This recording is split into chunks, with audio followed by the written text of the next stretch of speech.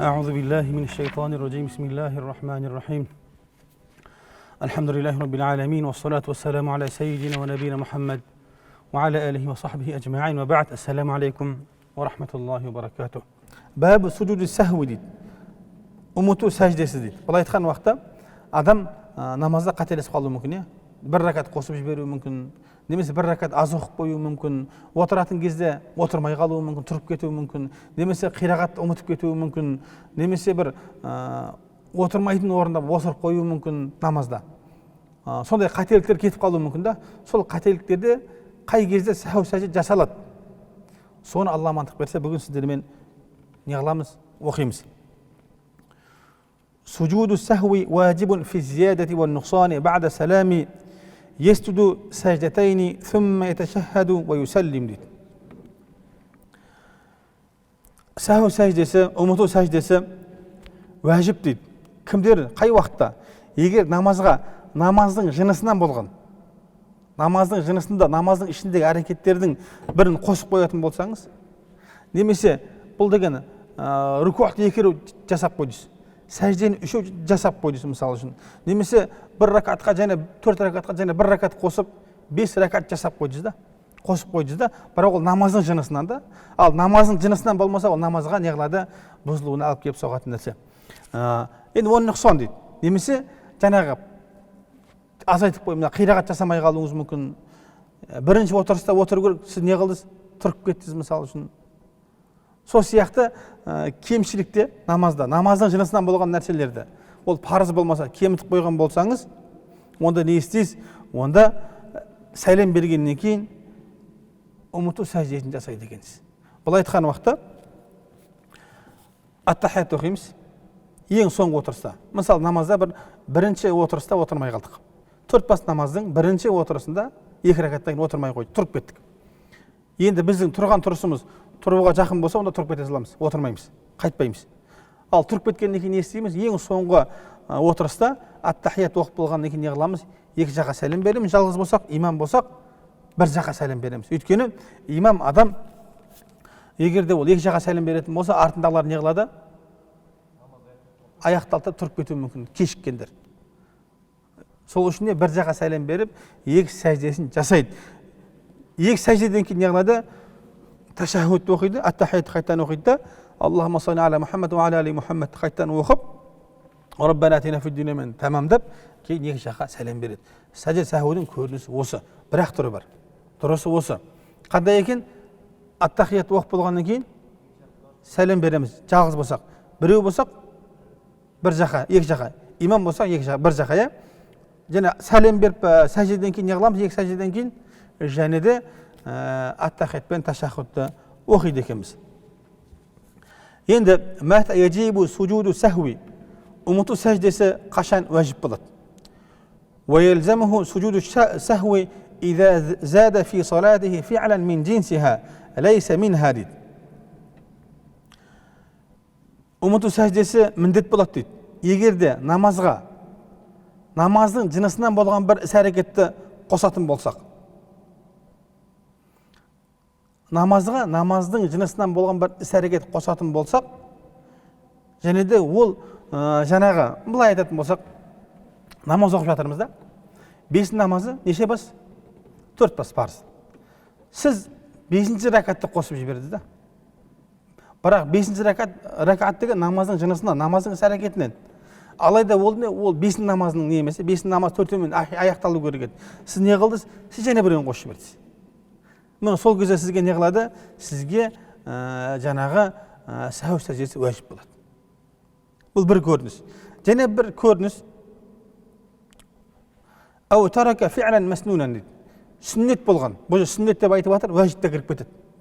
Уәжіп амалдар, мынау Фатиханы әдейі оқымайтын болсақ, өзіміз. Жоқ, Фатиха сүресін оқып ұмытып кеттік та. Фатиха емес, басқа сүрені оқып, намазды тамамдадық. Еске түсіп қалды, не? Фатиха сүресі оқылмағандығы. Бізге не істеу керек? Сәху сәжде жасау керек. Тәрк уәжіпте, тәрк сүннеде не қылу керек? Жаңағы сәху сәжде жасалады. Немесе жаңағы бірінші отырыста отырмай тұрып кеттік. Бұл уақытта не қылады екен? Сіз жаңағы сүннетпен бекітілген уәжіп тастап кетіп қалдыңыз.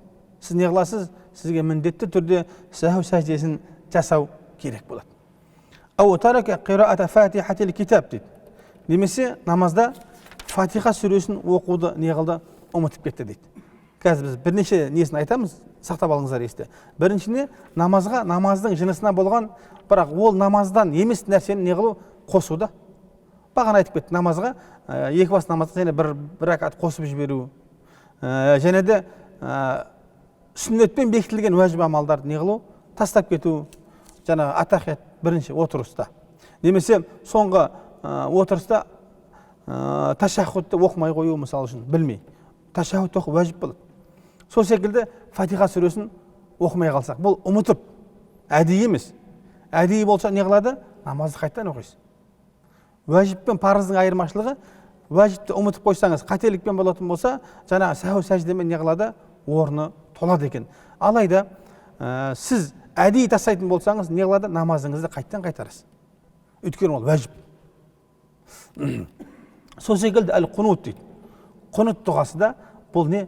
Уәжіп болып есептеледі. Оны оқу керек. Егер байқамай рүкуге барып, сәждеге барып қоятын болсаңыз, онда не қылады? Онда сізге сәху сәжде міндет болады. Ат-ташаххуд дейді.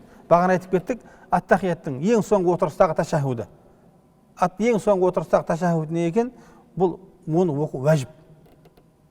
Алайда соның көлемде отыру не? Бұл парыз.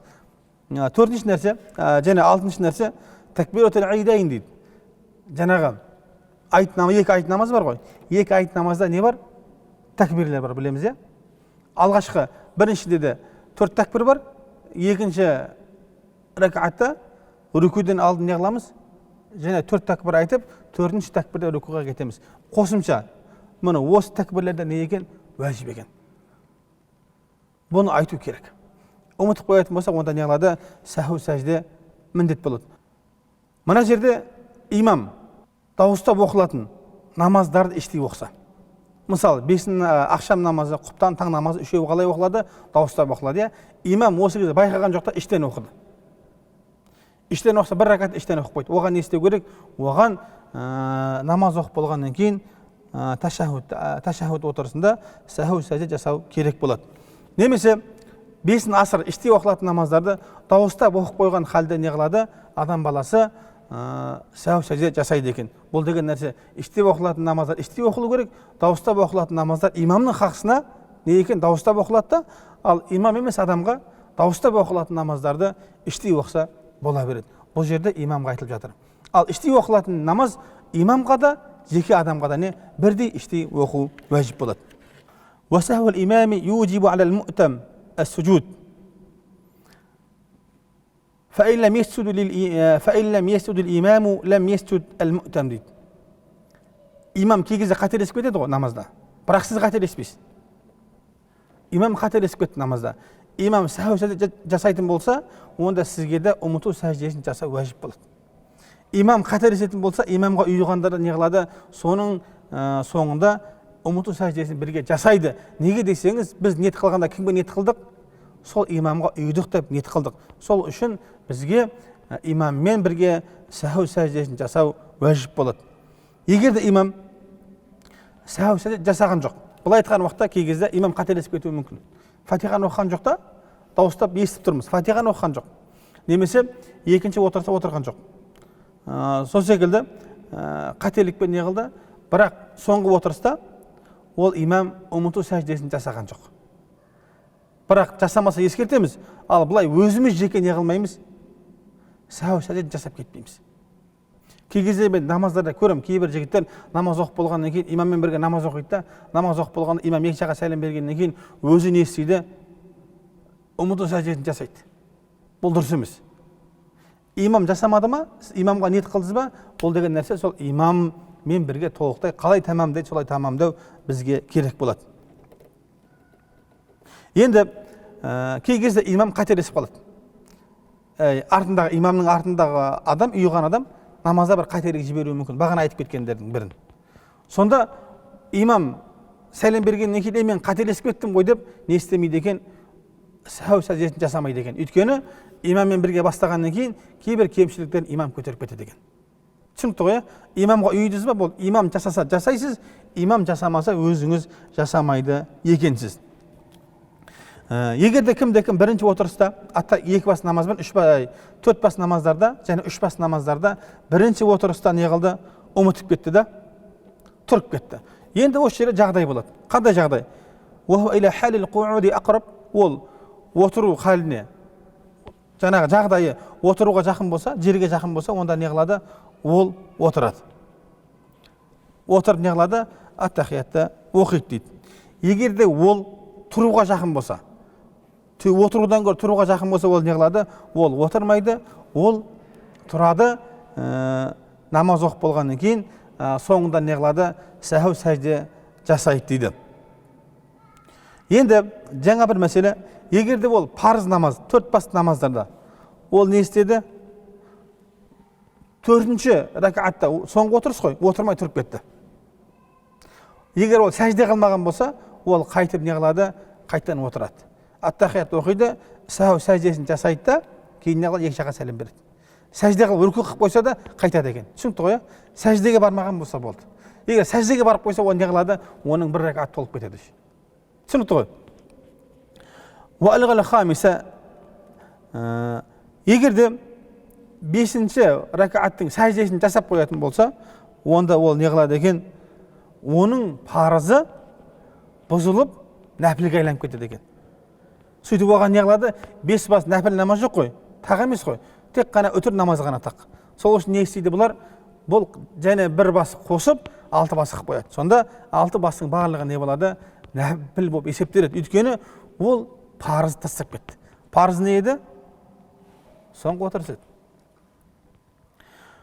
Егер ол 4-ші ракатта отыратын болса, сөйтіп ол ойлады да, бұл 1-ші отырыс деп ойлап тұрып кетті. Тұрып кеткеннен кейін, егер ол есіне түсіп қалды, сәжде қылмай жатып есіне түсіп қалды да, бұл 4-ші ракаттан тұрып кетті 5-ке. Ол не істейді? Сәжде қылмаса қайтып отырады. Сөйтіп бағанағыдай ат-тахиятты оқиды, 2 жаққа сәлем береді, ұмыту сәждесін жасайды да, не істейді? Намазын тәмамдайды. Енді егер де ол сәждеге барып қоятын болса, ол не істейді? Ол намазын 6 бас қылады. Намазын 6 бас қылады да, оның 4-еуі парыз болып есептеледі, ал қалған қосылған 2-еуі не болады екен? Нәпіл намазы болып есептеледі. Неге деген кезде ол жаңағы парыз көлемін отырды. Парыз көлемі ташаххуд көлемі еді ғой. Сол ташаххуд көлемінде отырды. Және де ол не істеген жоқ? Бізде сәлем берудің үкімі қандай? Ханафи мазхабында бұл уәжіп. Сол үшін ол 6 бастан кейін намаз оқып болып, сәху сәждесін жасайды екен. Сонымен намаз не қылады? Толық болады. Алла баршамызға естіген білген нәрсемізге амал ететін ізгі салихалы қолдарын сабындан етсін иншалла. Алла Тағала осы сабақтарымызды пайдалы етсін иншалла. Алла амандық берсе, келесі сабақта сәхудың кішкентай бір бөлігі қалды. Кейінгі сабақ иншалла сонымен сырқат адамның намазы.